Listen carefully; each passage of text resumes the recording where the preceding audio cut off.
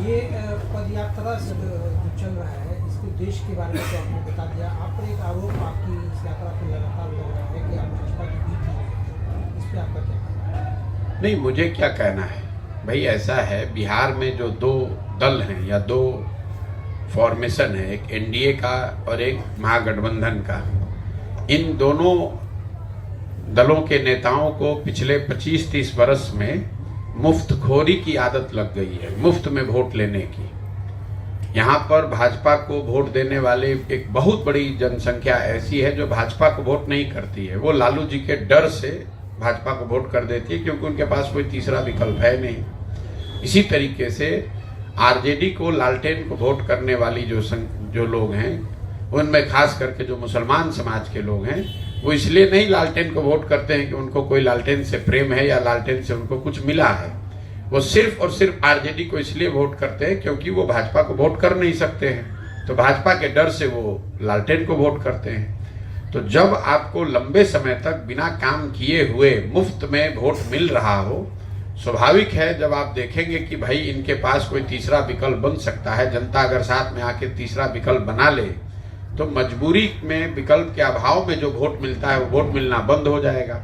इसीलिए आप ये कहानी सुनते हैं कि नीतीश और लालू यादव की पार्टी कहेगी कि ये भाजपा के बी टीम है, भाजपा वाले कह रहे हैं कि ये नीतीश के बी टीम है, कभी कभी ये भी हम सुनते हैं कि हम कांग्रेस के बी टीम है।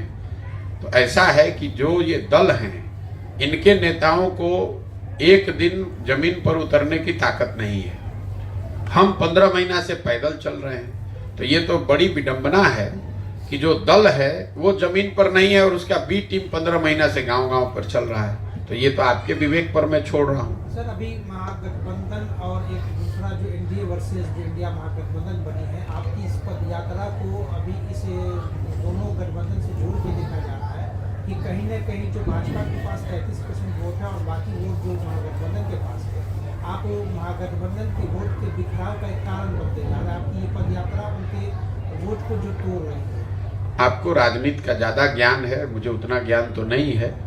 किसका वोट, जब हमने दल अभी बनाया ही नहीं है तो हम आपका वोट कैसे ले लेंगे? तो बनेगी, आप खुद जब बनेगा तो अभी तो आप बता रहे हैं कि वोट बिखराव हो गया।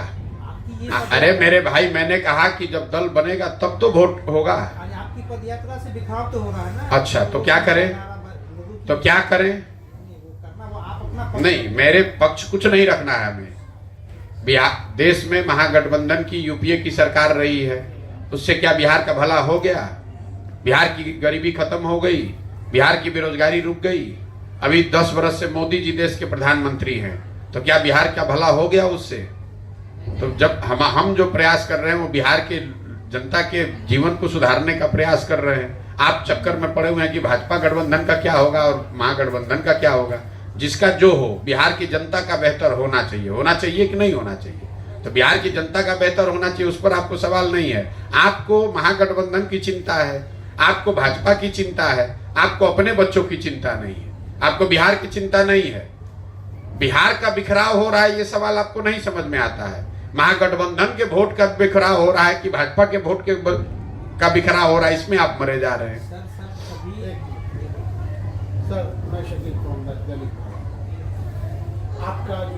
आपकी जो पदयात्रा 2 अक्टूबर से निकली और आपके जो जन स्वराज के पोस्टर पर गांधी जी लगा, इस देश की राजनीति आप 2 थ्योरी पे टिके।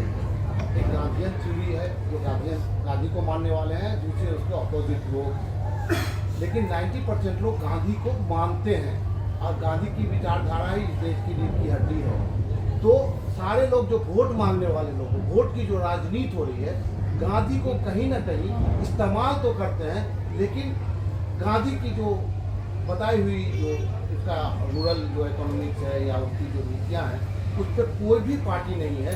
आप अपने आप को जब वोट की राजनीति में आएंगे, जब आप पार्टी बनाएंगे, तो गांधी को कैसे स्थापित कर पाएंगे? और मेरे भाई, पहली बात तो आप अपना ये भ्रम दूर कर लीजिए कि दल और नेता गांधी के नाम का और उनके चित्र का उपयोग कर रहे हैं। बिहार में जितने लोग राजनीति करने वाले हैं उसमें कितने लोग गांधी जी का पोस्टर भी अपने पार्टी के बैठक में लगाते हैं। आप आरजेडी का बैठक का कोई हमें दिखा दीजिए जहां गांधी जी के नाम पर की कोई चर्चा हो रही हो, उनका एक फोटो भी लगाते हैं। आप भाजपा की बैठक होती है उसमें दिखा दीजिए कहां गांधी जी को कहीं किसी ने रखा है। भाई बिहार में राजनीति करने वाले तो अपने बेटे अपने बाप का फोटो पिक्चर लगाते हैं और उसी के नाम पर राजनीति करते हैं। तो अगर आप सिंबोलिज्म की भी बात कर लीजिए तो बिहार में दलों ने, नेताओं ने तो सिंबोलिज्म भी छोड़ दिया है। सीधा कह रहे हैं कि हम रहेंगे और हमारे बाद हमारा बेटा रहेगा, वो चाहे काबिल हो या नाकाम आदमी हो, नाकाबिल हो।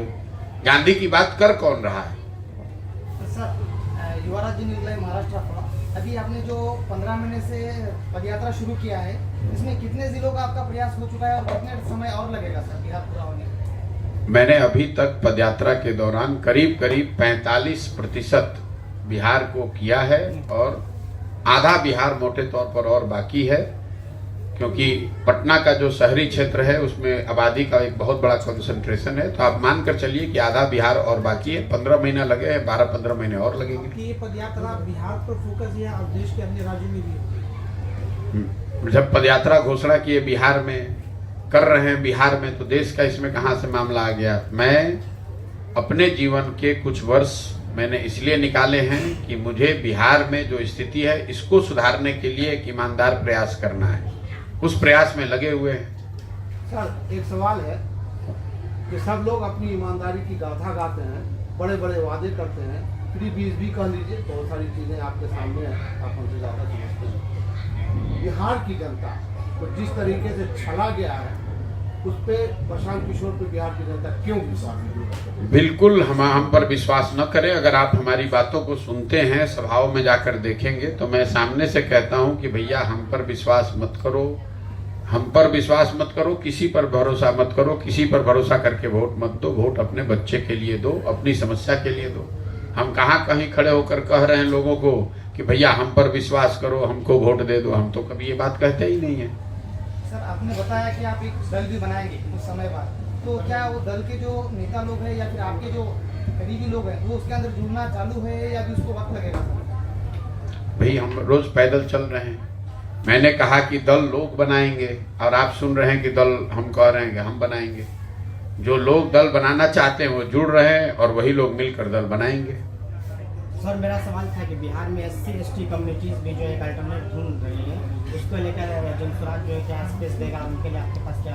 हम जाति की कोई राजनीति नहीं करते हैं। बिहार में आपने कहा कि जो दलित समाज के लोग हैं वो अपनी स्थिति से परेशान हैं, ऑल्टरनेट ढूंढ रहे हैं। मैंने आपको एक आंकड़ा दिया कि बिहार में आधी से ज्यादा आबादी, हर वर्ग के लोग ऑल्टरनेट ढूंढ रहे हैं, तो उसमें दलित समाज भी शामिल है।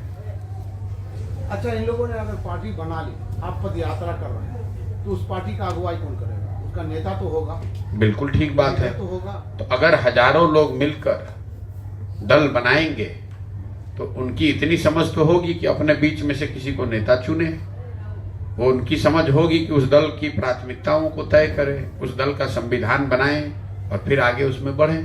तो जो लोग दल बनाएंगे वही दल को आगे चलाने की व्यवस्था भी बनाएंगे, वही संविधान भी बनाएंगे, वही दल का नेता भी चुनेंगे, वही दल का प्रचार प्रसार भी करेंगे, वही दल की प्राथमिकताओं के बारे में भी डिसीजन लेंगे। क्या उसमें प्रशांत किशोर हो सकते हैं लीडर? हो सकते हैं की बात नहीं है। मैंने कहा कि हमारी भूमिका इस पूरे प्रक्रिया में एक कुम्हार की है, एक सूत्रधार की है। मैंने जो 10 साल काम किया है, हम दलों को, नेताओं को सलाह देते हैं, उनकी मदद करते थे ताकि वो अपने आप को बेहतर तरीके से संगठित कर सकें, अपने कार्यक्रमों को जनता तक बेहतर तरीके से पहुंचा सकें, जो जनता को वो करना चाहते हैं जनता के लिए उसके बारे में बता सकें। हम वही काम आज भी कर रहे हैं। ये आपकी समझ का फेर है। पहले ये काम हम दल और नेता के लिए कर रहे थे, अब यही काम हम समाज के लिए, बिहार के लोगों के लिए कर रहे हैं। सर, बिहार में महिलाएं मेन स्ट्रीम पॉलिटिक्स में नहीं है, मुखिया पति से लेकर मंत्री पति तक का कल्चर है, इसको आप कैसे करें? बिहार इसमें कोई अकेला ऐसा राज्य नहीं है जहाँ की महिलाओं की बहुत बड़ी भागीदारी राजनीति में नहीं है। तो देश का पूरा विषय है। अभी महिला आरक्षण आया है, उससे धीरे धीरे कुछ सुधार शायद होगा, लेकिन महिलाओं की स्थिति जब सुधरेगी, देखिए राजनीति जो है वो तो समाज का आईना है। अगर समाज में जाति है तो राजनीति में जाति होगी, समाज में भ्रष्टाचार है तो राजनीति में भ्रष्टाचार होगा, समाज में अगर महिलाओं की स्थिति कमजोर है तो राजनीति में भी महिलाओं की स्थिति कमजोर होगी। तो अगर आपको स्थिति महिलाओं की सुधारनी है, राजनीति में उनकी भागीदारी बढ़ानी है, तो समाज में उनकी भागीदारी बढ़नी चाहिए, समाज में उनकी हिस्सेदारी बेहतर होनी चाहिए, पढ़ाई में उनकी हिस्सेदारी बेहतर होनी चाहिए। सिर्फ कोई ऐसा किसी के पास सॉल्यूशन नहीं है कि आप आइए और कल कोई घोषणा कीजिए और महिलाओं की तादाद बढ़ जाएगी राजनीति में।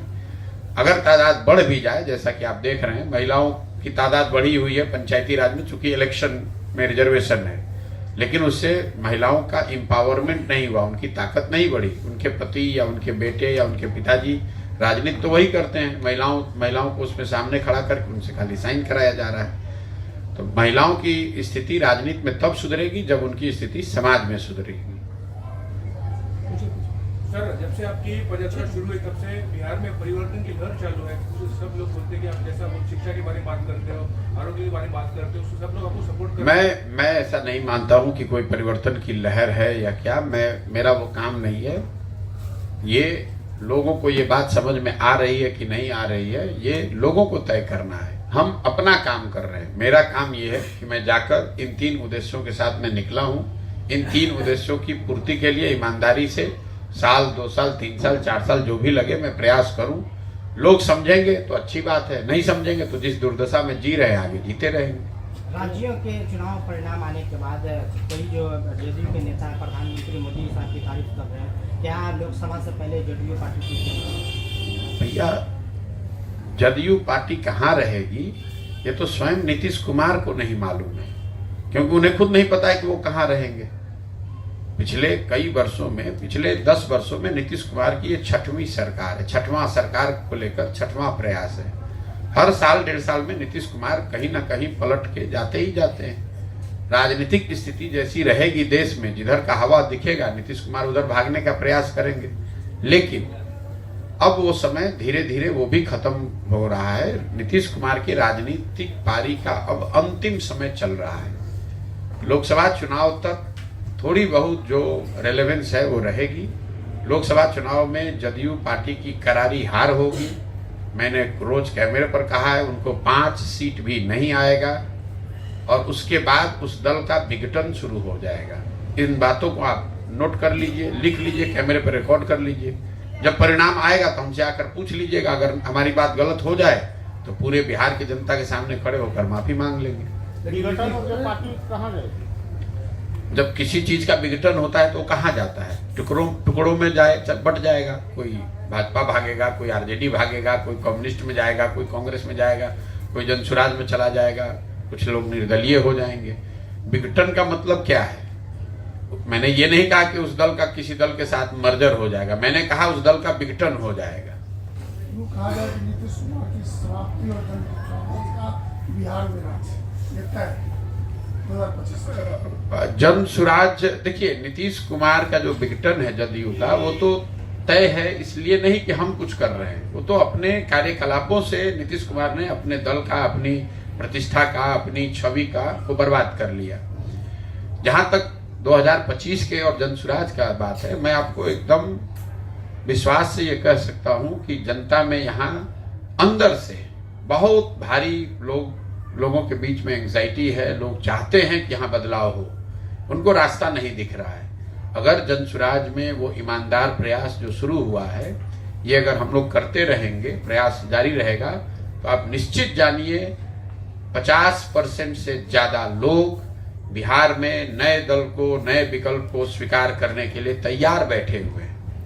और बिहार को जीतने के लिए 30%, 35% वोट चाहिए। भाजपा, जिसको आप बहुत बड़ा दल मानते हैं, उसको पिछले विधानसभा चुनाव में 19.6% वोट आया था। मतलब 20% बिहार के लोगों ने भाजपा को विधानसभा चुनाव में वोट दिया था, पिछले विधानसभा चुनाव में। मैं कह रहा हूं कि 50% से ज्यादा बिहार का आदमी नया दल बनाना चाहता है, नया दल, नया विकल्प चाहता है। लोग यहाँ त्रस्त हैं क्योंकि लोगों ने सभी दलों को देख लिया। 32 साल से लालू नीतीश को देखा, लेकिन उसके साथ साथ 10 बरस से भाजपा को भी देखा। भाजपा भी तो यहाँ शासन में रही है। भाजपा भी तो देश में शासन में है, मोदी जी तो हैं न प्रधानमंत्री 10 वर्ष से, उससे बिहार में क्या सुधार हो गया? दरभंगा, मधुबनी, चंपारण में कौन सा चीनी मिल चलने लगा, कौन सा उद्योग लग गया, कौन सा पलायन रुक गया, कौन सी गरीबी खत्म हो गई? तो लोग इस बात को समझते हैं। मजबूरी लोगों की यह है कि उनके पास कोई विकल्प नहीं था। अगर कोई विकल्प दिखेगा तो आपको वो आंधी लहर जो भी शब्द प्रयोग आप करना चाहते हैं वो आपको 25 के चुनाव में दिखेगा। सर 24 के चुनाव, अब हम जानते नहीं कि चुनाव 25 में होगा, चुनाव उससे पहले भी हो सकता है। सर 24 के चुनाव में जिस प्रकार से केंद्र की सरकार कॉर्पोरेट और महंगाई को लेकर जनता के बीच में जो सवाल बना हुआ है, क्या लगता है कि 25 की 24 चुनाव वापस आएगी?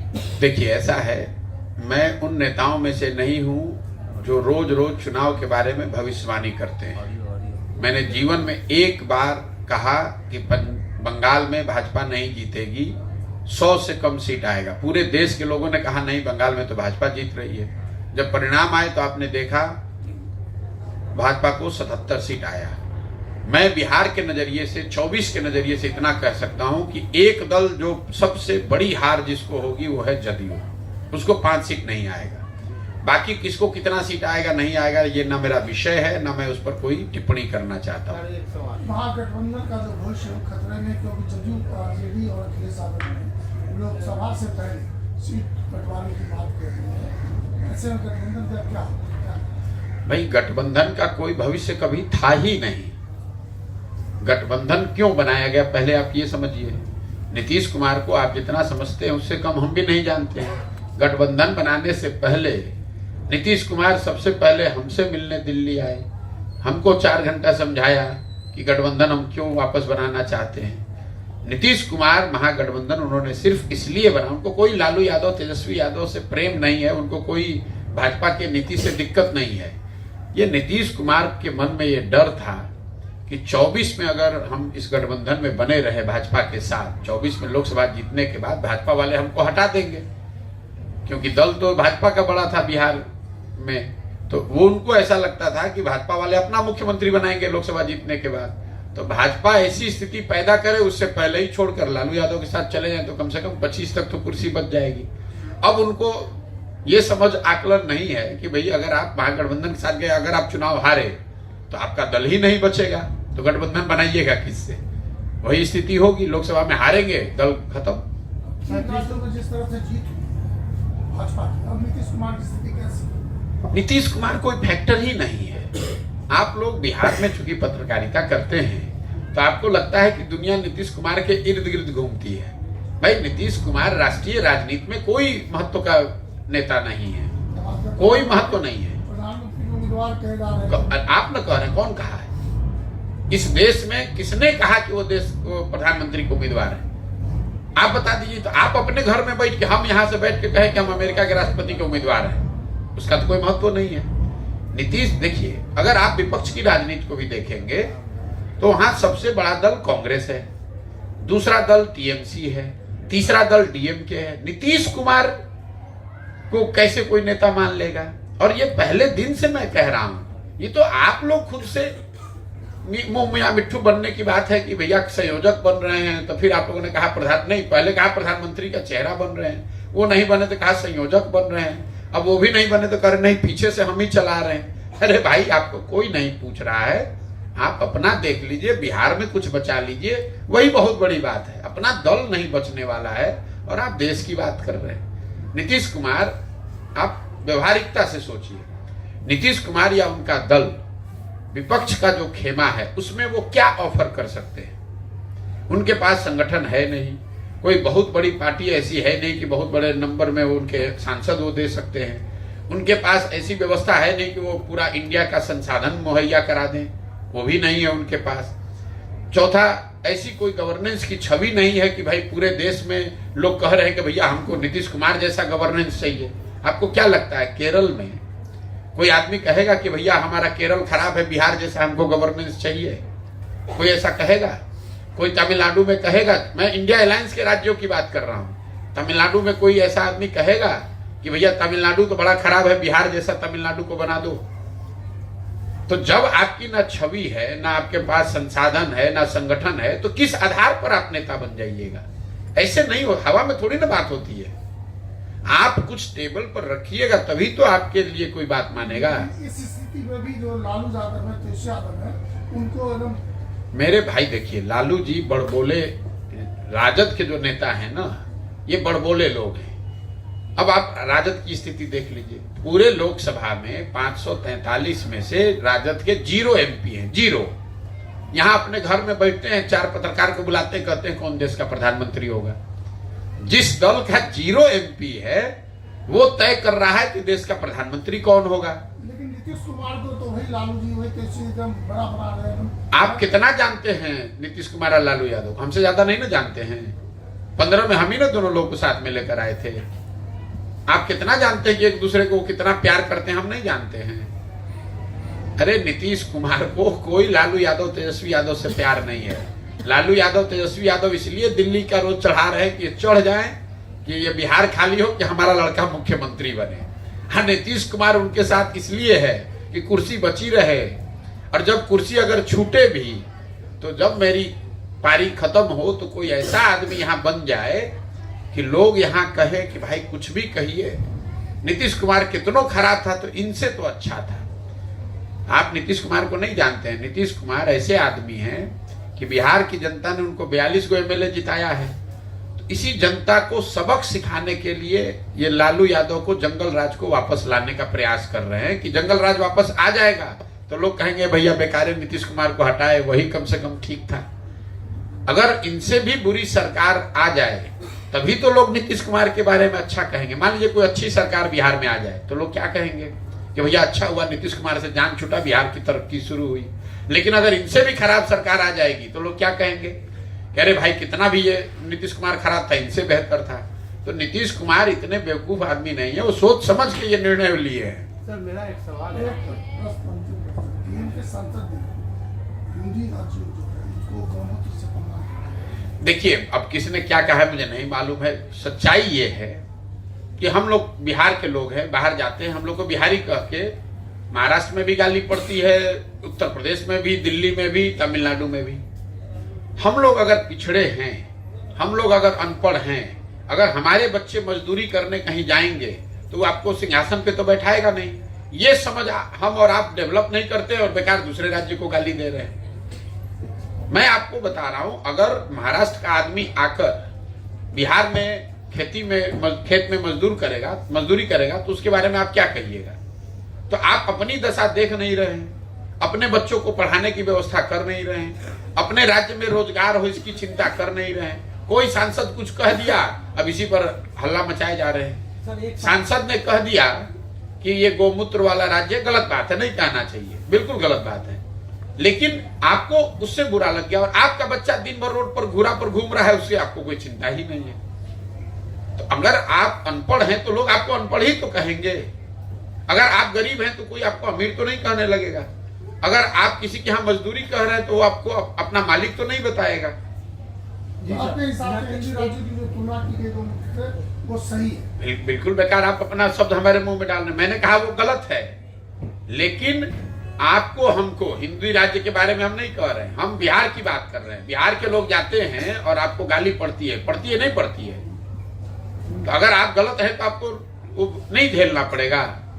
बिहार की इस दशा की जानकारी आज तो नहीं, बहुत लंबे समय से आपको थी, लेकिन आज आप इस बात की इस यात्रा पर निकले, इस बिहार की इस दशा को लेकर के, पहले जो आप इन्हीं दलों के साथ काम किया करते थे उस समय आपकी चिंता क्यों थी? भैया जब हमारी क्षमता होगी तभी न करेंगे। आप पत्रकार कब बने? जब पढ़ लिख के पत्रकार बने तब न पत्रकार बने। तो एक मिनट रुकिए ना, आप ये सुनिए ना। अब आपका सवाल इतना समझ लिए, 15 महीना से यही सवाल लोग कर रहे हैं। आप ये हिंद टीवी चलाते हैं, पत्रकार कब बने? जब भी बने ना, कभी पढ़ाई लिखाई किए होंगे तब न पत्रकार बने होंगे। फिर कहीं कुछ पत्रकारिता की होगी, फिर कुछ साधन व्यवस्था हो गया तब अपना चैनल चला रहे हैं। पैदा हुए उसी दिन आपको नहीं पता था कि पत्रकार होने की जरूरत है, उसी दिन हो जाते पत्रकार। बिहार की ये दशा एक दिन में सर नहीं हुई, बिल्कुल नहीं हुई है। लेकिन आप इन तमाम दलों के साथ काम कर चुके हैं, लेकिन ये अचानक फिर आपको ये आपको ना अचानक लग रहा है क्योंकि आज आप जगह हैं। हम 10 बरस से यहाँ बिहार में प्रयास कर चुके नहीं, अगर प्रयास में सफलता मिली तो दूसरा प्रयास कर रहे हैं। सर मेरा एक सवाल, अंतिम प्रश्न है मेरा कि 2024 का जो चुनाव होगा उस चुनाव में देश का प्रधानमंत्री कौन होना चाहिए और क्या लगता है कि नरेंद्र मोदी की जिस तरह से देश का प्रधानमंत्री उसको होना चाहिए जो देश के लोग जिसको वोट दे। सर मेरा एक अभी आपकी नजर में हमारी नजर से क्या है, बस वोट सीक्रेट काहे है? अगर आप ही बता दीजिए कौन होना चाहिए। ईवीएम को लेकर जिस तरह से बात चल रही है, क्या आपकी नजर में क्या सही और क्या गलत? हमको नहीं मालूम, हम ईवीएम के एक्सपर्ट नहीं हैं। हम उन बेवकूफों में से नहीं हैं जो सब्जेक्ट को नहीं जानता है उस पर टिप्पणी करता है, ठीक है ना। यहाँ पर बिहार में तेजस्वी यादव खड़े हुए, कहा जीडीपी में हम लोग देश में सबसे टॉप 3 राज्य में है। हमने सामने से कहा भाई जीडीपी का परिभाषा लिख दो, 10 दिन कोचिंग ट्यूशन ले लो, उसके बाद आकर बता दो कि जीडीपी होता क्या है, इसकी गणना क्या होती है, खाली बता दो कैमरे पर, हम कल से तुम्हारा झंडा लेके चलने लगेंगे। तो जिस विषय की हमें जानकारी नहीं होती है, नीति ये कहती है, सामान्य ज्ञान ये कहता है कि जिस विषय की जानकारी नहीं उस पर मुंह नहीं खोलना चाहिए, वरना बेवकूफ दिखिएगा। हम ईवीएम के एक्सपर्ट नहीं हैं, हम क्यों ईवीएम पे टिप्पणी करें? ईवीएम सही है गलत है ये देखने के लिए इलेक्शन कमीशन ऑफ इंडिया है, कोर्ट है, यहाँ जो लोग दल करते हैं, पार्टी करते हैं, उनका काम है। अब हम यहाँ झूठ मूठ का खड़ा होकर ईवीएम पे क्यों टिप्पणी करने लगे? आप कह रहे देश का प्रधानमंत्री कौन होना चाहिए? अरे भाई, अभी जिसको जनता चुनेगी उसको देश का प्रधानमंत्री होना चाहिए। चलिए सर, एक बड़ा प्रैक्टिकल सवाल है। अभी जो हालिया इलेक्शन हुआ है 5 राज्यों में, फॉर एग्जांपल राजस्थान में 500 का सिलेंडर मिल रहा है, बीजेपी ने 450 का किया, और तो इस मेंटालिटी से लोग कब बाहर निकलेंगे? डेवलपमेंट पे वोट ही नहीं हो रहा है सर। 1200 के ये डेवलपमेंट का परिभाषा आपकी नजर में जो है, जरूरी नहीं है कि वही डेवलपमेंट का परिभाषा हमारी नजर में भी हो। लोग सब कुछ जांचने परखने के बाद अपने हिसाब से जिसको अच्छा समझते हैं उसको वोट करते हैं। लोकतंत्र ऐसे ही चलता है। अब आप बैठ के कहिएगा कि डेवलपमेंट लोगों को वोट इसलिए करना चाहिए, तो हो नहीं सकता। हम बैठ के तय कर दें कि लोगों को सिलेंडर पे वोट करना चाहिए, उससे तो लोग नहीं मान जाएंगे। लोग सिलेंडर पर भी वोट करते हैं, लोग जात पर भी वोट करते हैं, लोग राष्ट्रीय सुरक्षा पर भी वोट करते हैं, उनके विकास पर भी, रोजगार पर भी, हर तरह के विषय को मिलाकर लोग वोट करते हैं। सच में ऐसा हो रहा है? बिल्कुल होता है, बिल्कुल हो रहा है, बिल्कुल हो रहा है। क्या बात करते हैं? फिर जाति कोई माने नहीं रखती? बिल्कुल नहीं माने रखती है, बिल्कुल नहीं माने, सब कुछ माने रखता है जो समाज में है। लेकिन अगर आप यहाँ बिहार के पत्रकार हैं, आप लोग को ज्यादा ज्ञान है कि सब आदमी जाते पर वोट दे रहा है, तो नरेंद्र मोदी को बिहार में वोट कौन दे रहा है ये बता दीजिए। अगर हर आदमी जाति पर वोट दे रहा है तो मुसलमान फिर लालू यादव को वोट क्यों दे रहा है? वो तो उनके जाति के नहीं है। अगर आपको इतनी समझ है, लेकिन आप तो कुछ समझना चाहते नहीं है। दिक्कत यह है कि लोग अपनी मानसिकता बनाकर बैठे हुए हैं ना। अब कुछ सामने दिख रहा है आंकड़ा आपको कि भाई 20% मुसलमान तो आरजेडी को वोट कर रहा है। आरजेडी तो उनके जाति की पार्टी नहीं है, क्यों वोट कर रहा है? फिर भी आप कहेगा सब यहाँ जाति पर वोट दे रहा है। लोकसभा में 30-35% बिहार के लोगों ने मोदी को वोट कर दिया।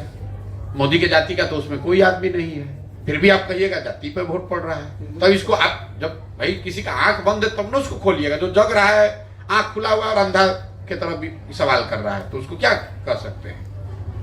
आपके कहने से नहीं ना मान लेंगे। आपके कहने से इसलिए नहीं मानेंगे कि सच्चाई उससे उलट है। आंकड़े जो आप कह रहे हैं उससे उलट है।